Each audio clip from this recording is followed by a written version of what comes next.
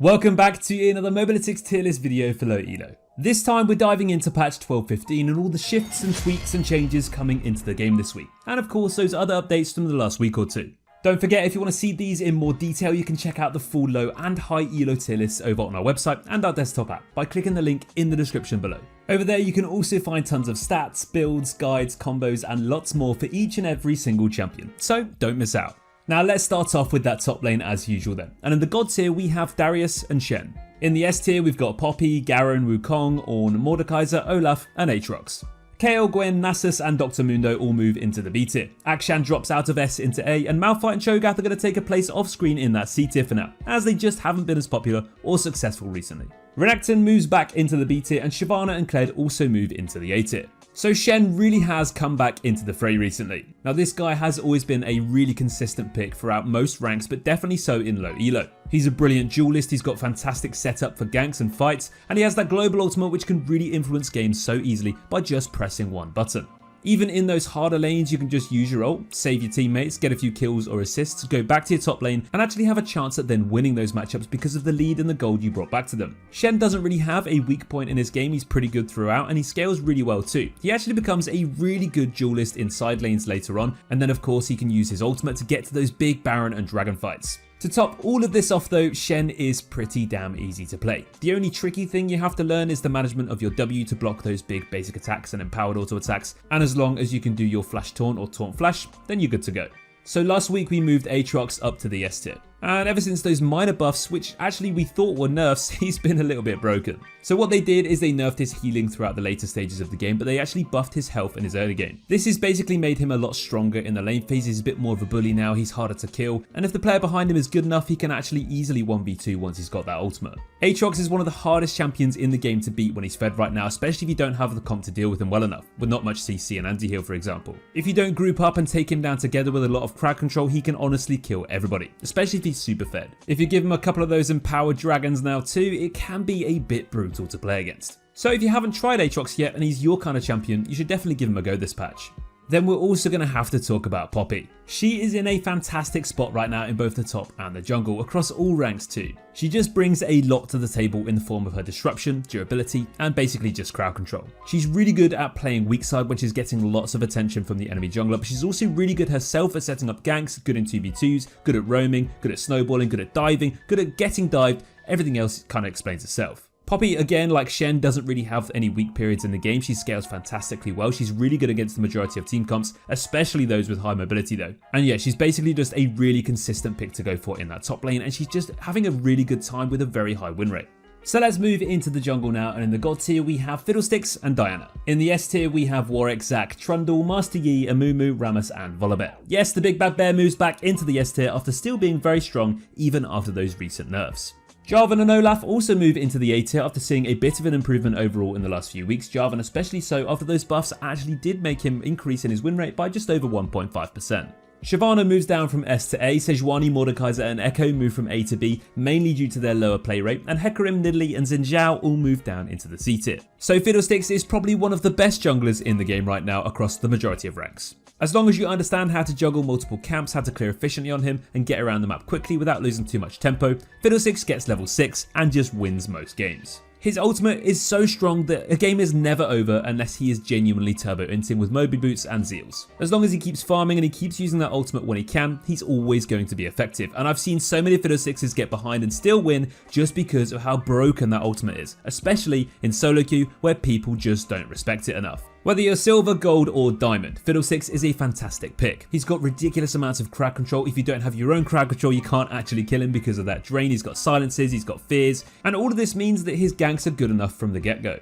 Then you get level 6, you get into a sneaky cheeky position around the dragon pit, you jump into 5 enemies, CC them all, deal a ton of damage and probably win the fight and maybe even the game. If you haven't been playing Fiddlesticks already, it might be because he's just not the type of champion for you. But if he is, enjoy it before he gets nerfed. Talking of champions that probably do need a bit of a nerf, and it's Janna. Now this champion has been way too strong for way too long. And as other junglers fall a little bit shorter of the mark, Diana just gets better and better. So Diana has fantastic clear times. She's really easy to play, she's really easy to be effective on, and her itemization options are so versatile, meaning you can basically build whatever you want in whatever game you play. You've got the traditional damage assassin mage playstyle build that you can go for, or you can go for a bruisery off tank with Nash's Tooth, or you can even just go full tank. And honestly, as long as you've got a demonic embrace, you still deal a ridiculous amount of damage. Diana is probably the best pick in the game against full AD comps right now because you build Steel Caps, you build Demonic Embrace, you build Thornmail, you build Sunfire. You're going to be unkillable, but you're also going to deal a ridiculous amount of damage. Diana is just a brilliant champion to carry with from the jungle right now. All you got to do is get a bit fed, flash E, R into a whole team and win the game. Simple as that. After you land into an enemy team, just roll your face across the keyboard a few times, mash as many abilities as possible, and laugh as you're unkillable and you kill everyone in the meantime.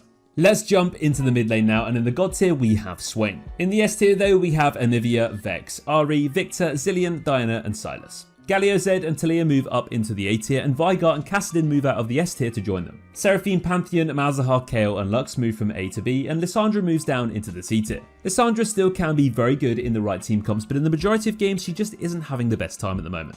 Sylas is probably one of the best champions in the game again right now because when this champion is good, he's just incredibly strong. Sylas deals some pretty insane damage in those early fights and trades, and he can all in from level 3 in most lanes and come out on top because of that passive damage that's just so brutal. If you get a lead on this champion, you're now unkillable because of the healing from your W, especially when you get that lost chapter, and you can basically just sustain in lane for days. Sylas is the ultimate skirmisher. He can run around the map, he can become a second jungler, and if you do piggyback your own jungler, you're going to win the majority of 2v2s as long as your jungler has plugged in his keyboard and mouse. Then you get to level 6, and this is where Sylas becomes one of the most fun champions in the game. If you're against a Malphite, GG well played. If you're against a Pyke, have fun getting pentakills. And if you're against an Alistar or an Aatrox, have fun being completely unkillable whilst you skirmish your way to victory. There are so many different ways to win so many different games on Sylas just because of the sheer versatility of that ultimate. And this is really what separates the good Sylases from the average ones. Knowing when to choose those certain situational ultimates rather than just the highest power or highest damaging ones is really what makes the difference.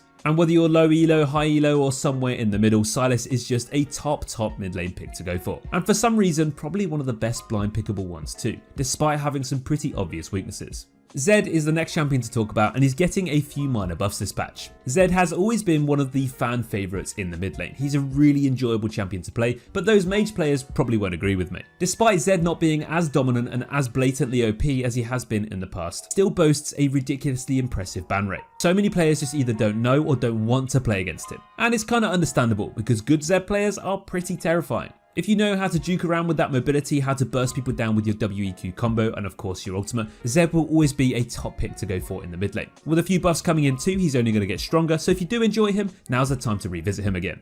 Vex has been slowly creeping up the tier list recently, and we've actually had her in the S tier for the last few weeks. A few patches ago, she got some cheeky buffs, and they actually did tip her over the edge. Vex is an auto win in certain matchups against high mobility champions like Yasuo, and if you do get fed on this champion throughout the early game, you're just going to pop people down left, right and center. Those ultimate resets are so enjoyable to use in those team fights, especially when you've got a lot of damage under your belt, and if you've got a stacked Medjay, well, GG well played. Vex has so much CC, which actually acts as self-peel too, for when she gets dove, she just presses W, fears a whole enemy team and then turns it around into her favour. Despite being a fairly one-dimensional champion with her all-or-nothing playstyle, she's actually very effective in the majority of different games against lots of different team comps. And when it comes to that unorganised chaos in solo queue, Vex is a top pick to go for.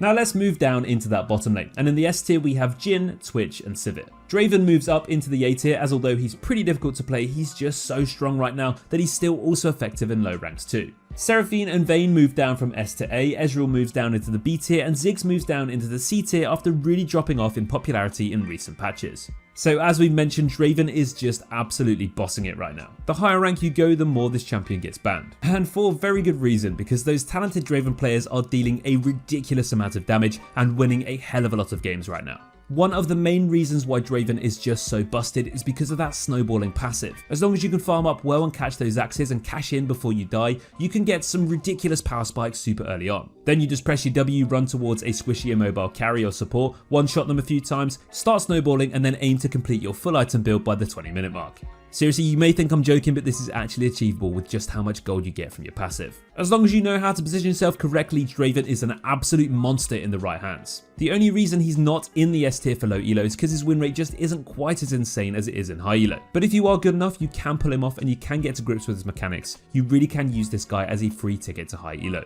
Twitch has been incredibly strong since the durability patch, and this just hasn't really changed too much. The spike you get from just one item in Blade of the Ruined King is pretty good, but then you spike even harder with Kraken Slayer, and by the time you got your rune hands, you're probably strong enough to 1v5 entire teams, as long as you have your ultimate. Twitch's lane phase may still be a little bit vulnerable, but honestly there's so many matchups that you can still kill people pretty sexy. The main thing is though just scaling and becoming an absolute beast once you get your ultimate and once you get that first item. As long as you can find those sneaky angles around flanks and backlines, you're going to deal a stupid amount of damage as the game progresses. And if you do get fed in the lane phase, the game is probably over because just how much you actually scale into the late game. Twitch Lulu or Twitch Yuumi is a pretty potent combo. Stealth around the map, ambush those enemies with your ultimate, and space glide your way to victory. There's not many other AD carries in the game that can deal just as much AoE damage as Twitch, but there is one champion that comes to mind, and that's going to be Sivir. She has been absolutely bonkers since her mid-scope update a few patches ago, and despite having a few nerfs already, she's also getting nerfed this patch too. The funny thing is though, we don't think it's going to make too much difference, and that's why she's staying in the S tier. Sivir may have a pretty vulnerable early lane phase, but that's pretty much where it ends in terms of her weaknesses.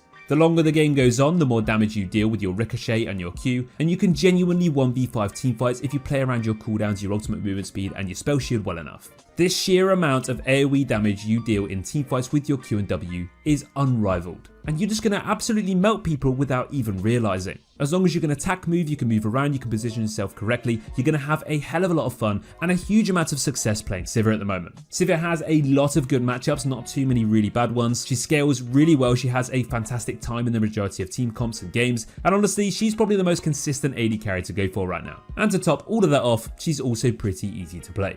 Now talking of champions that are easy to play, let's finish off with those support changes. No, I'm only joking, don't hate me, there are plenty of very difficult support champions too. That is a good question though, which is kind of impossible to answer. What is the most difficult role in the game to play? I personally do play a pretty big variety of roles, but I think the hardest one for me is if I'm solo queue, not duo queue, it's got to be AD carry. But let me know what you guys think in the comments. I'm sure there's plenty of different opinions and perspectives on this one. Back to the support tier list though, and in the God tier we just have Janna. In the S tier we have Nami, Blitzcrank, Zilean, Senna, Renata, Bard and Taric. Seraphine falls all the way down from S to B, and Morgana joins her, dropping down from the A tier. So despite Janna and healing and shielding mythic items being nerfed recently, she's still easily the best support in the game, at every single rank. Renata and Senna are now slightly weaker since their nerfs, but still very strong, but Janna is just that step above them right now. Now just because Janna is God tier doesn't mean you're going to auto win every single game, but to be honest, she is a fantastic pick into so many different matchups and team comps that you can't really go wrong with her, unless you fall incredibly behind in the early game, and even then you're still always going to be useful as long as you're not just running it.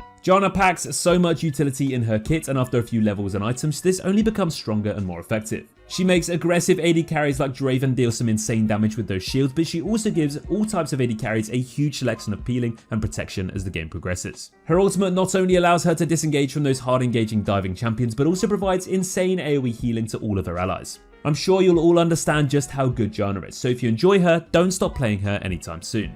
Nautilus is still probably the best engaging, tanking, carrying support in the game. And despite only being in the A tier and not the S tier, he's still probably one of the best support champions to carry with in solo queue. As long as your AD carry does actually follow you up and backs you up when you go in with that hook, you're going to have a lot of fun. The main thing you got to watch out for when playing Nautilus is poke and sustain, and champions that could just stall and wait for you to become useless. That's why playing aggressive on Nautilus is ultimately the only way to play him. Sitting around and farming and sitting back behind your AD carry is just not going to do anything, and you might as well have played an enchanter. But if you can play around those level 2, level 3 power spikes, level 6 all-ins, you're going to have a fantastic time with Nautilus. And you're always going to have a lot of crowd control. So even if your team is getting outscaled by enchanters and AD carries that have lots of range, you're still going to have that ultimate, and you're still going to have that flash Q to take them down and win the game for your team. Sometimes that really is all it takes. No matter how far behind you are, land one good hook, one good ultimate on the highest priority target, and see that ult chat filled with support gaps. Finally, the last support and the last champion to talk about in this video is Bard. Now, if you're looking for one champion that is incredibly enjoyable to play, has a really high skill ceiling, and one whose limits and possibilities are endless, then look no further than Bard. If I'm ever tilted in solo queue, I just play Bard for a week straight, and all of a sudden, I love League of Legends again. Seriously, try it. It really is the best medicine. Bard just has so many unique and creative ways to outplay his enemies. And although you're not necessarily that useful in the late phase and 2v2's early game, you scale into an absolute utility madman as the game goes on. Bard's ultimate can genuinely win games by itself. If you manage to land it on a 5-man team, followed into that Malphite or Veigar stun CC combo, you're going to have a lot of fun. You can use it to stop Rift Heralds from hitting your towers, you can use it to steal objectives by stunning the enemy team and sniping away that Baron with your Q, and genuinely the possibilities on this ultimate and this ability and this champion are just so ridiculously good. Now, I may have explained to you just how fun Bard is and how effective he can be, but it's actually his win rate and his stats right now that just tell the actual picture. He's in a fantastic spot at the moment, so if you do enjoy him as much as I do, now is a great time to play him. Well, that's going to bring us to the end of this patch 12.15 tier list video for you guys for Low-Elo. Don't forget to check out our website and in-game app by clicking the link in the description and see it all and all of our other content for yourself. I've been your host Vale for the win here today, and I hope you all enjoyed this video as much as we love making them for you. Thank you again for watching, everybody, and as always, take care.